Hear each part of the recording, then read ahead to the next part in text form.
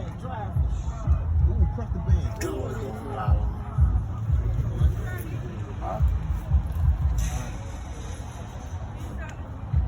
You want the whip? You want the whip? You basically stated that Supreme and 50 Cent would never have a conversation. Now, from 50's perspective, why do you think that's impossible for them to ever have a conversation to reconcile their differences? Well, for one of the reasons, he blamed Supreme for, having him shot. Ultimately the plan was to have him assassinated. Unfortunately, on Supreme's end, it didn't go through.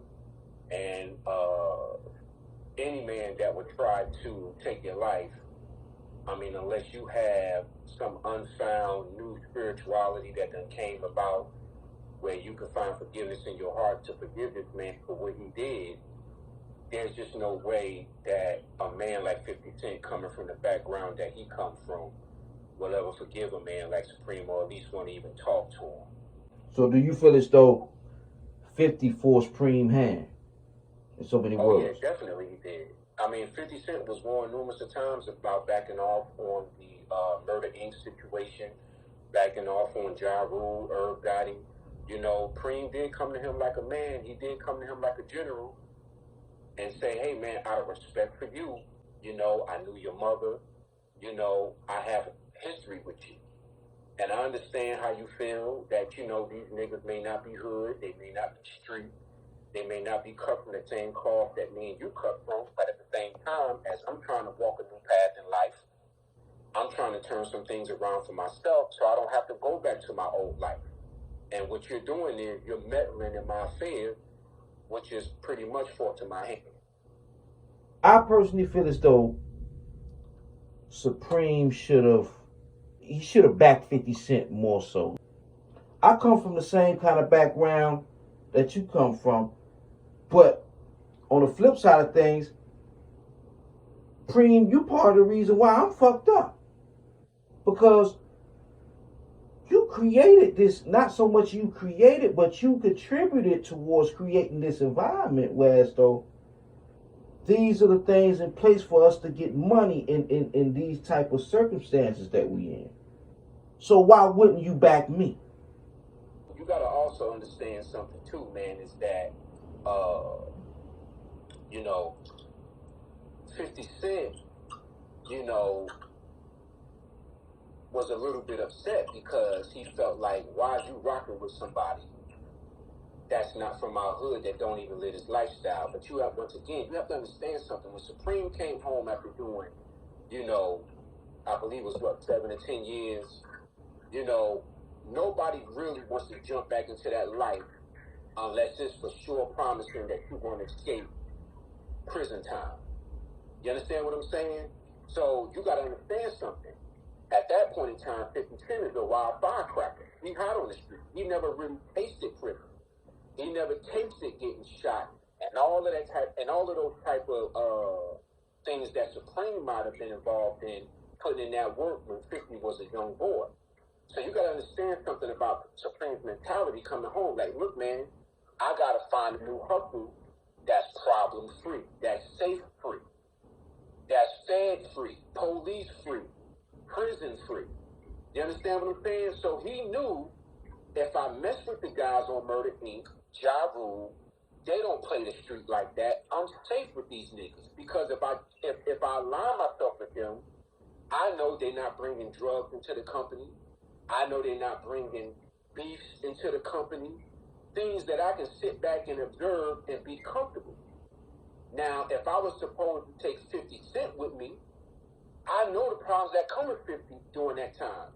He was a wildfire at that time. He was engaging in robbery.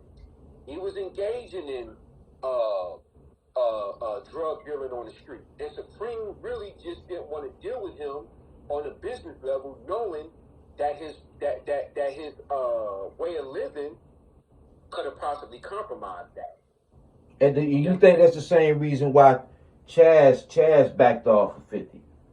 Chaz backed off of him too, which I felt bad for because Chaz was a real mentor to 50. And the thing about it was he was an original gangster. That's who you want on your team.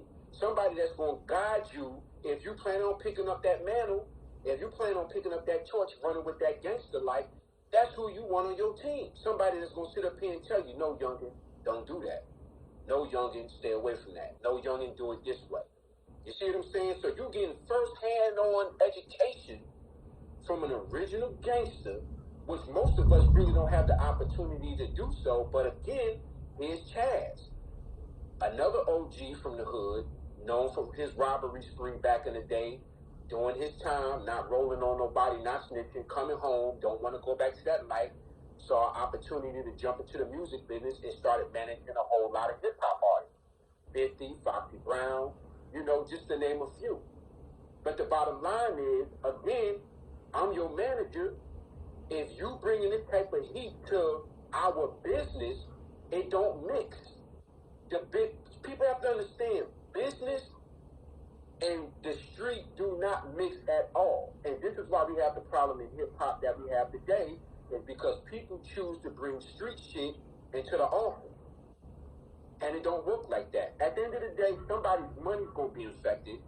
And depending on whose money you're affecting, that could put them in a position to where they want to remove you or get you out of the situation altogether.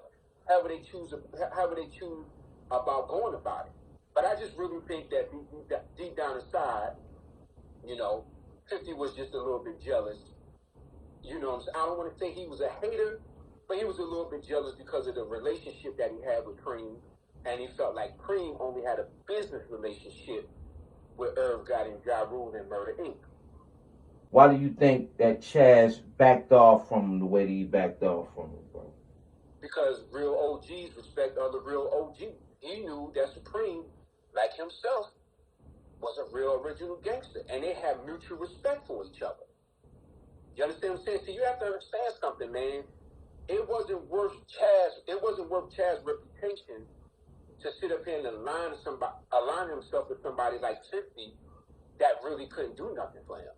Like, yeah, I'm managing you, but if I decided to take up arms and co-sign what you're doing to this man who's trying to eat like how I'm trying to eat the right way, I got to back away from that. Because for one thing, I'm respecting the way that Supreme is coming at you by having these conversations, these sit-downs, these meetings, trying to get you to squash it like I tried to get it squashed when you and Ja Rule met up in Atlanta and it didn't go that way. Y'all wound up getting into a fist fight. Some jewelry got taken that people had to step in, get the chain back, replace it for a Rolex watch. I mean, nobody don't really want to sit up here and entertain that type of stuff, man. See, them guys done already been through that. But at the same time, these guys respect the code, man. And 50 wasn't respecting the code at that time.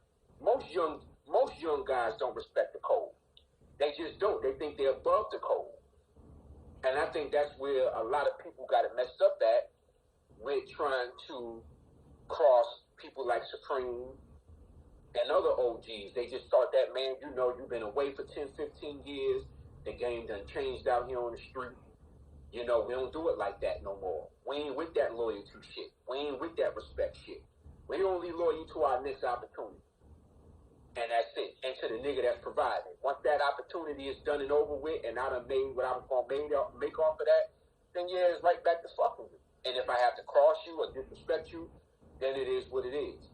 And that's the time that these niggas is on now. It's just not no original loyalty, man. And they say 50 didn't even show up to the sit down, man. You know? Well, you can't, but that's what I'm saying. You can't do that. You know what I'm saying? Even in the mob, you can't have a sit down and schedule a meeting to resolve an issue, and then that person don't show up. That's a lack of disrespect. That's like saying fuck y'all niggas. So at the end of the day, any man that puts himself in that position, they gotta know that there's going to be some consequences that's going to come behind that. That's basically saying I ain't trying to squash this shit. I ain't trying to hear what you niggas got to say. I'm going to do me. Because this is who I am, and whatever fucking happens, happens. It forced his hand. But the thing about it is, let's not take away from the fact that it just didn't force Cream's hand. We're sitting up here talking about a man that has a low tolerance for nonsense. And for him to have extended his hand to 50 on numerous occasions, when that could have been anybody like me and you, any Joe Slow Blow, he would have been had us knocked off for even trying him like that.